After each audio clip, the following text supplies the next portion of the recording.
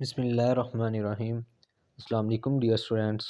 Today our topic is empirical and molecular formula. Dear student, आज हम empirical formula, molecular mass और formula mass को discuss करेंगे और इसके साथ साथ ही molecular mass और formula mass किस तरह निकालते हैं वो देखेंगे। सबसे पहले empirical formula. It is the simplest whole number ratio of atoms present in a compound. किसी कंपाउंड में सादा तरीन शक्ल जो है एटम्स की उनके अंदर जो रेशो पाई जाती है उसको हम एम्पिरिकल फार्मूला कहते हैं। तो ये स्टूडेंट एक सिंपल आप कह लें रेशो या lowest number of atoms present in a compound, इसको भी हम एम्पिरिकल फार्मूला ही कहते हैं। अगर मैं इसकी एग्जांपल की बात करूं, द कोवलेंट कंपाउंड सिलिका यानी कि sand has simplest ratio of 1:2 of silicon and oxygen. कहता है सिलिका सिलिकॉन डाइऑक्साइड SiO2, इसमें एक सिलिकॉन होगा और 2 ऑक्सीजन होगी। इनमें जो रेशो होगी 1:2 होगी। अगर मैं कार्बन डाइऑक्साइड की बात करूं डियर स्टूडेंट, CO2 यानी कि एक कार्बन और 2 ऑक्सीजन 1:2, ये इनके अंदर इसका जो एम्पिरिकल फार्मूला होगा वो CO2 होगा कार्बन डाइऑक्साइड का, और सिलिका का क्या होगा SiO2। जो स्टूडेंट फार्मूला यूनिट ये क्या होता है? It is defined as the simplest whole number ratio of ions as present in ionic compound. Formula unit जो होता है वो आयनिक कंपाउंड्स का होता है और इसके अंदर आयंस की हम तादाद को देखते हैं, आयंस की रेशो को देखते हैं। अगर मैं कहूँ कि NaCl, इसमें कितने आयंस हैं, तो आप कहेंगे 2 आयंस हैं, एक पॉजिटिव और एक negative. Sodium positive, chloride ion negative, Na positive, Cl negative, और इसका जो एम्पिरिकल फार्मूला होगा वो NaCl है। इसी तरह ही potassium chloride KCl, K positive, Cl negative, KCl इसका एम्पिरिकल फार्मूला होगा।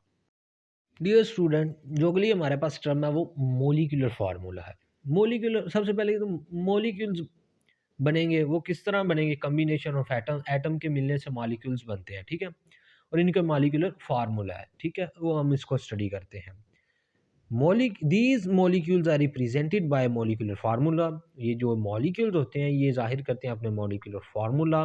जिस तरह कंपाउंड्स अपने केमिकल फार्मूला से रिप्रेजेंट किए जाते थे, इसी ही तरह जो मॉलिक्यूल्स हैं अपने मॉलिक्यूलर फार्मूला से रिप्रेजेंट किए जाते हैं।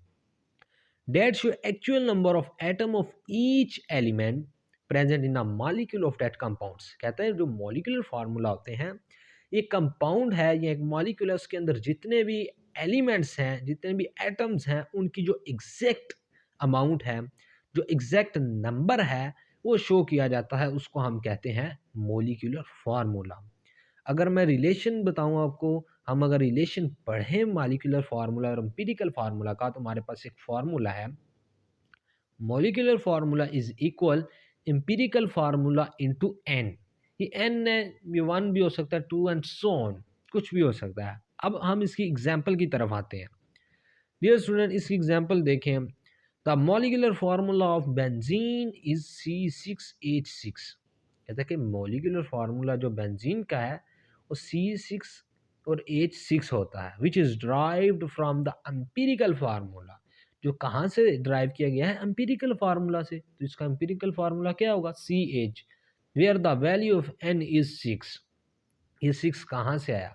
डियर स्टूडेंट, जब हम इसका जो मोलिकुलर वेट होता है वो 78 होता है। बेंजीन का मोलिकुलर वेट 78 है। ऊपर हमारे पास फार्मूला है, उसका मोलिकुलर वेट हमें अगर पता है ना किसी कंपाउंड का, तो हम N की वैल्यू वहाँ से निकाल सकते हैं। बेंजीन का मोलिकुलर वेट 78 होता है, और अगर मैं CH, इसका एम्पिरिकल फार्मूला, इसका एम्पिरिकल वेट के साथ उसको डिवाइड कर दूँ, वो 13 होता है, यानी कि कार्बन का 12 और हाइड्रोजन का 1, ये 13 हो गया। 78 को अगर डिवाइड करूँ मैं 13 पे, तो मेरे पास N की वैल्यू आएगी 6। ये वहाँ से 6 आया। ये था मोलिकुलर फार्मूला। डियर स्टूडेंट, ये कुछ कंपाउंड्स हैं जिनके मॉलिक्यूलर फार्मूला, एम्पिरिकल फार्मूला और इनकी रेशो वगैरह दी हुई है। सबसे पहले हाइड्रोजन पेरोक्साइड H2O2, इसका मॉलिक्यूलर फार्मूला है H2O2, ये मॉलिक्यूलर फार्मूला है। और एम्पिरिकल फार्मूला एच ओ यानी कि सिंपलेस्ट होल नंबर, इसका यहाँ लोएस्ट रेशो अगर मैं कहूँ तो वह एच ओ। इसकी अगर मैं रेशो की बात करूँ तो 1:1, एक हाइड्रोजन एक ऑक्सीजन।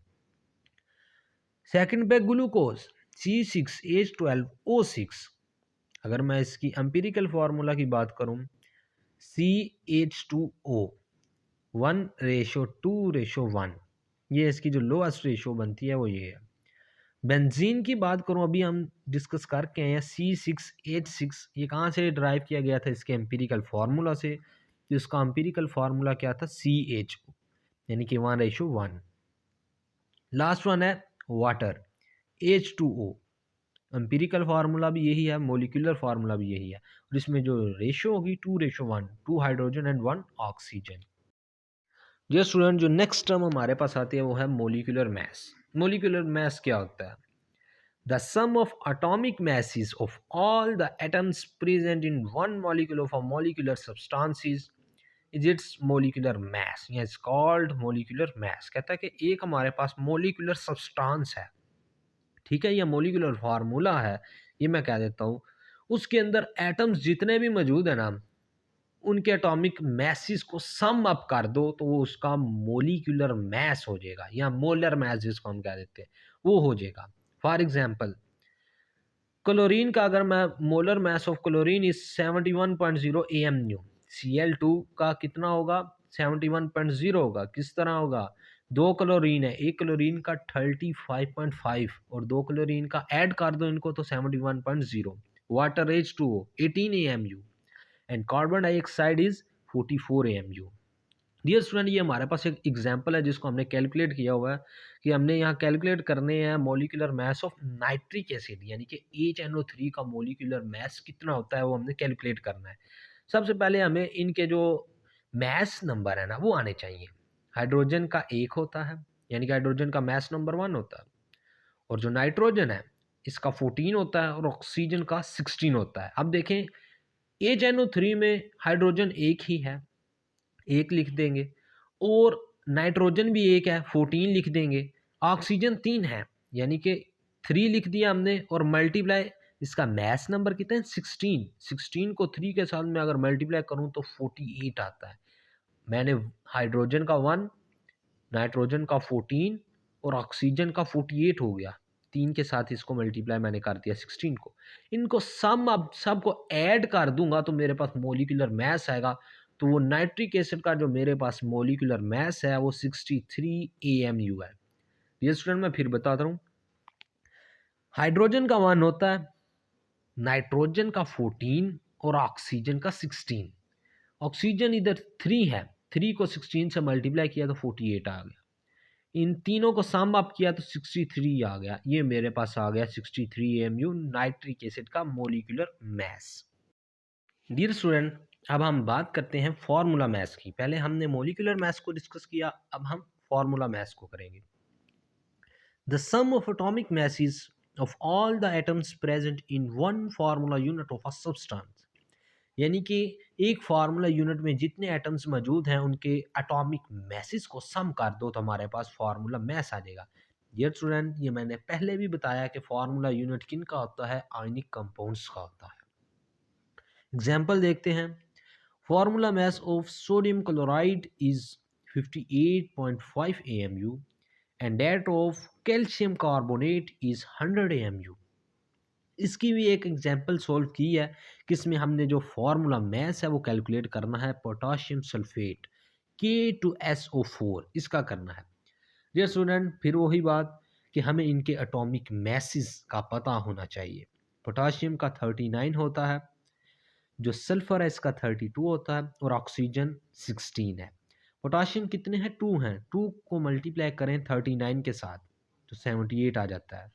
सल्फर एक ही है 32, इसका मैस नंबर है वो हम वैसे ही लिख देंगे, प्लस ऑक्सीजन कितनी है हमारे पास 4 हैं, और ऑक्सीजन का एटॉमिक मैस कितना है वो 16 है। 16 को 4 से मल्टीप्लाई किया तो 64 आ गया।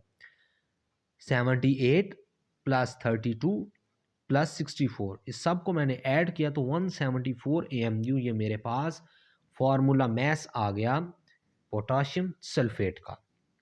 डियर स्टूडेंट, एक दफ़ा फिर सुने, ये K2SO4 का मैंने मोलिकुलर फार्मूला मैस कैलकुलेट करना है, तो मुझे इनके एटॉमिक मैस का पता होना चाहिए, एटॉमिक मैसेस का पता होना चाहिए कि पोटाशियम का कितना है, 39 होता है, सल्फर 32 होता है, ऑक्सीजन 16 होता है, और केट कितने हैं, 2 हैं। 39 को मल्टीप्लाई कर दो 2 के साथ तो 78, सल्फर एक ही है 32, प्लस ऑक्सीजन कितनी है, 4 हैं, 4 मल्टीप्लाई 16 64, ये सम अप करके मेरे पास 174 ये आया है फार्मूला मैथ्स किसका, पोटाशियम सल्फेट का। डियर स्टूडेंट, ये था हमारा आज का topic. I hope you understand this lecture. Thank you very much.